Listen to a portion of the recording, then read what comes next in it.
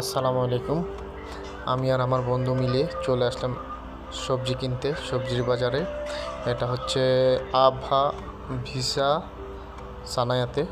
দেখুন, কিনতে কিনতে আমরা একে অপরের সাথে জিজ্ঞেস করতেছি আজকে কী কিনলি, কী বাজার করলি।